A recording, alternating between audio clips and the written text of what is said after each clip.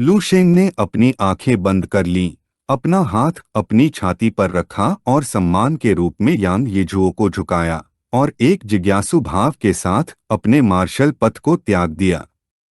उसने वांग कियान-डू और याइफेंग के क्षेत्र को देखा था, लेकिन यान यीजुओ के क्षेत्र को नहीं।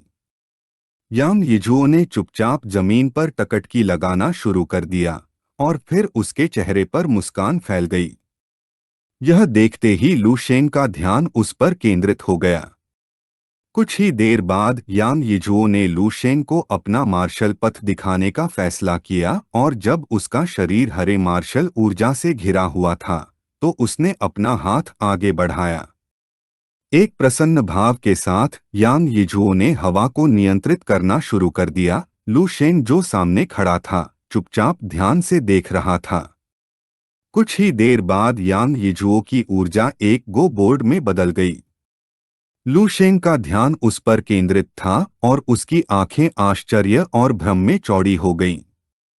फिर यान यीजुओ ने गो के टुकड़ों में से एक उठाया और जब उसकी आंखें गंभीरता से चमक रही थीं, एक मुस्कान के साथ उसने अपना कदम आगे बढ़ाया और टुकड़े को बोर्ड पर रख दिया, जिससे पता चला कि लू शेंग ने जो कुछ भी देखा था वह उसका क्षेत्र था। लू शेंग की आंखें डर और आश्चर्य से चौड़ी हो गईं। वह सदमे में था क्योंकि उसे विश्वास नहीं हो रहा था कि यह विशाल दुनिया, जो एक भव्य रचना थी, यान यीजुओ का क्षेत्र थी। एक ईमानदार नजर के साथ यान यीजुओ ने एक तरफ मुड़कर बताया कि गो के इस खेल के बाद वह कुछ रहस्यों को उजागर करने जा रहा था। लू शेंग चुप रहा, उसे नहीं पता था कि क्या कहना है। यान यीजुओ ने हमारे लड़के की तरफ पीठ फेर ली और वांग कियान-डू और याइफेंग के साथ चलना शुरू कर दिया और लू शेंग से उनका अनुसरण करने के लिए कहा। लू शेंग का ध्यान उन पर केंद्रित था, जिससे वह भ्रमित महसूस कर रहा था क्योंकि उसे नहीं पता था कि क्या हो रहा है। उसने गुरु की बात सुनने का फैसला किया और वे सभी चुपचाप तारों वाले आकाश के नीचे चलने लगे। कई सेकंड बाद गंभीरता से चमकती आंखों के साथ उन्होंने चलना बंद कर दिया। यान यीजुओ ने अपनी आंखें बंद कर लीं, ध्यान केंद्रित किया और अपना हाथ एक तरफ बढ़ाया, जिससे उसके शरीर से नीली मार्शल ऊर्जा निकलने लगी। पलक झपकते ही यान यीजुओ ने आकाश में 5 लावा ग्रह बनाए। लू शेंग, जो पीछे खड़ा था, चुप रहा। उसने अपना सिर उठाया और जब उसकी आंखें ईमानदारी से चमक रही थीं, तो उसने बताया कि वे ग्रह पहले ही आपदा में नष्ट हो चुके थे और लू शेंग की दुनिया भी उसी विनाश का सामना कर रही थी। एक जिज्ञासु नजर से लू शेंग ने पूछा कि क्या दूसरी दुनिया के जानवर वास्तव में इतने भयानक थे और क्या कोई शक्तिशाली व्यक्ति जैसे कि गुरु उन्हें रोक नहीं सकता था। सभी ग्रह आकाश में तैर रहे थे। गंभीर निगाहों से यान यीजुओ, जिसने अपनी पीठ के पीछे हाथ रखा था, लू शेंग की ओर मुड़ा और हमारे लड़के को जल्द ही एहसास हुआ कि जानवरों का आक्रमण उतना आसान नहीं था जितना उसने सोचा था और जिस दुनिया से वे आए थे वह कोई साधारण दुनिया नहीं थी। यान यीजुओ ने अपनी आंखें बंद कर लीं, ध्यान लगाया और अपना हाथ हिलाना शुरू कर दिया, जिससे आकाश में एक अजीब ऊर्जा दिखाई देने लगी। यान यीजुओ ने इसका निरीक्षण करना शुरू किया और पाया कि यह अनगिनत भौतिक ब्रह्मांडों का अंधकारमय पक्ष था, सभी बुराइयों का स्रोत, सभी नकारात्मक ऊर्जाओं का संकेंद्रण। लू शेंग ने जो जानवर देखे थे, वे उस शक्ति की केवल सबसे सतही अभिव्यक्ति थे। लू शेंग की आंखें क्रोध और भय से चमकने लगीं, यह महसूस करते हुए कि यह अनगिनत भौतिक ब्रह्मांडों की नकारात्मक ऊर्जा थी और अब एक अकेले ब्रह्मांड को इसे सहना पड़ा, एक अजेय आपदा होने के नाते। यान यीजुओ की आंखें गंभीरता से चमकने लगीं। उसने लू शेंग की ओर पीठ की और कहा कि सबसे महत्वपूर्ण बात यह है कि एक बार जब यह शक्ति लू शेंग के ब्रह्मांड में प्रकट हुई, तो इसका मतलब होगा कि उसके ब्रह्मांड का वास्तविक अंत निकट था। लू शेंग ने चुपचाप सोचना शुरू किया और फिर एक भ्रमित नजर से पूछा कि ऐसा क्यों होने वाला था। तब से यान यीजुओ के हाथ में एक सेब दिखाई दिया। एक शांत भाव के साथ उसने स्पष्ट किया कि कारण सरल था। लू शेंग का ध्यान सेब पर केंद्रित था और उसकी आंखें जिज्ञासा से चौड़ी हो गईं। अपनी उंगलियों का उपयोग करके यान यीजुओ ने सेब को आधा काट दिया और लू शेंग को दिखाया। वास्तविकता यह थी कि सेब दूषित था। लू शेंग ने ध्यान से देखना शुरू किया और यह महसूस करने पर उसकी आंखें आश्चर्य से चौड़ी हो गईं कि एक बार जब यह शक्ति दूषित हो जाती है तो यह सड़न की शुरुआत की तरह होती है। चाहे जो भी किया जाए, अधिक से अधिक इसे केवल विलंबित किया जा सकता है। यान यीजुओ ने सेब को कसकर पकड़ लिया और एक ईमानदार नजर से अपना सिर हिलाया। लू शेंग ने अपनी मुट्ठियां भींच लीं और एक उलझन भरी नजर से सोचने लगा कि अब उसके कार्यों का क्या मतलब है, क्योंकि स्तर 15 और 16 के स्वामी भी इस आपदा को नहीं रोक सकते। यान यीजुओ ने खुलासा किया कि सब कुछ पहले ही शुरू हो चुका था और नीति तय हो चुकी थी। यह सुनकर लू शेंग मदद नहीं कर सका और सोचने लगा कि वह क्या कर सकता है। यान यीजुओ और अन्य लोगों ने लू शेंग से मुंह मोड़ लिया। हमारे लड़के ने अपनी मुट्ठियां भींच लीं और जमीन पर देखने लगा। उस पल लू शेंग निराश था। हालांकि उसने कभी खुद को कम नहीं आंका, वह न तो अंधा था और न ही घमंडी। उसके सामने तीन लोग असीम रूप से अधिक शक्तिशाली थे। यह कहा जा सकता है कि भविष्य में उसकी उपलब्धियां उनसे कम नहीं होंगी, लेकिन अगर वे भी ऐसा करने में कामयाब नहीं हो पाए, यह लू शेंग अकेले बेहतर कैसे कर सकता था। उसकी आंखें ईमानदारी से चमकने लगीं। वह एक साधारण व्यक्ति था और जब उसे पता चला कि उसकी दुनिया 10,000 वर्षों में नष्ट हो जाएगी तो उसने सोचा कि वह अभी भी थोड़ी देर और लड़ सकता है।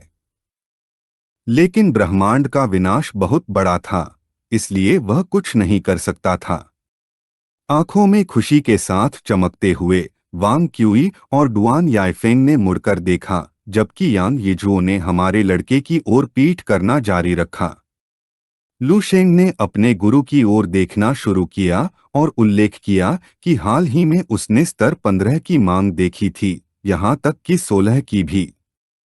उसके अनुसार यह राजसी और शानदार था, लेकिन अब वे उसे बता रहे थे कि अंत में वह सारा प्रयास केवल एक मृत अंत की ओर ले गया। सब कुछ व्यर्थ था। एक जिज्ञासु अभिव्यक्ति के साथ यान यीजुओ ने मुड़कर पूछा कि क्या लू शेंग डर गया था। भ्रम से चमकती आंखों के साथ लू शेंग ने अपना सिर नीचे किया और थोड़ा डरा हुआ होने की बात स्वीकार की। तभी यान यीजुओ के हाथ में जो सेब था वह जलने लगा और कुछ ही देर बाद आग की लपटों ने उसे भस्म कर दिया। यान यीजुओ की आंखें आत्मविश्वास से चमकने लगीं और एक मुस्कान के साथ वह विश्वास नहीं कर पा रहा था कि लू शेंग, जो कभी मौत के बीच जीवित रहने के बारे में सोचता था और एक हाथ से आकाश को थामे रखने में सक्षम चिंगारी की तरह दिखता था, अब डर गया था। तभी लू शेंग की आंखें आश्चर्य से चौड़ी हो गईं। अपनी मुट्ठी बंद करते हुए लू शेंग सिस्टम विंडो की कल्पना करने लगा और उसका दिमाग भ्रम से भर गया। उसे नहीं पता था कि यह सब यान यीजुओ की योजना थी। यह महसूस करते हुए कि यह सब एक परीक्षण था, एक निश्चित अर्थ में सिस्टम झूठ नहीं बोलता, यह ब्रह्मांड का सच्चा भविष्य था।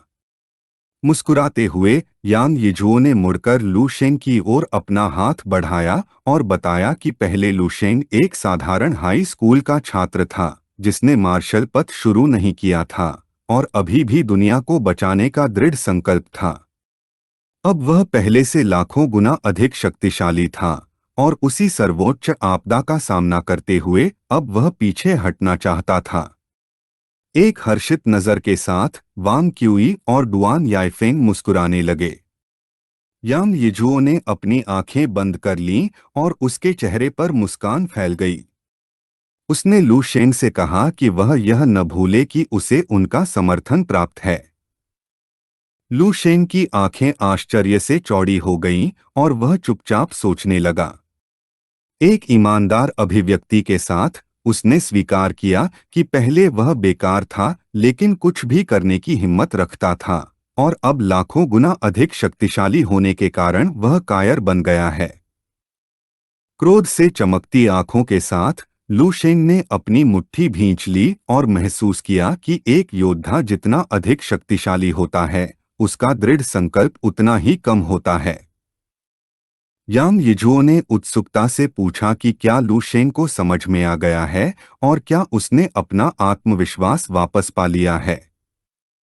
मुस्कुराते हुए लू शेंग ने अपना सिर छूना शुरू किया, दूसरी ओर देखा और घबराए हुए भाव से कहा कि उसने आत्मविश्वास वापस नहीं पाया है, लेकिन वह जानता था कि अपने गुरुओं की मदद से कम वह उनसे कुछ कदम आगे तो बढ़ ही जाएगा। दृढ़ निश्चय से चमकती आंखों के साथ उसने यह जांचने का फैसला किया कि क्या यह तबाही वास्तव में अजेय है। यह सुनकर यांग यीजुओ और अन्य लोगों की आंखें आश्चर्य से चौड़ी हो गईं और उनके जबड़े सदमे में खुले रह गए। वे मुस्कुराने और खुशी महसूस करने से खुद को रोक नहीं पाए। गर्व से भरी मुस्कान के साथ यांग यीजुओ ने उल्लेख किया कि उनके करोड़ों शिष्य हैं। यह सुनकर वांग क्यूई और डुआन याइफेंग का ध्यान उस पर केंद्रित हो गया। यांग यीजुओ ने लू शेंग की छाती को छुआ और यह स्पष्ट किया कि उसके लाखों शिष्यों में से उसे जिस पर सबसे अधिक गर्व है वह लू शेंग है। यह सुनकर लू शेंग की आंखें आश्चर्य से भर गईं। वह मुस्कुराए बिना नहीं रह सका और यह देखकर खुश हुआ कि उसे उसके गुरु ने पहचान लिया है। वांग क्यू ने अपनी बाहें पार कीं और लू शेंग के पास से गुजरा। दूसरी तरफ मुस्कुराते हुए डुआन याइफेंग ने अपना हाथ उसके कंधे पर रखा।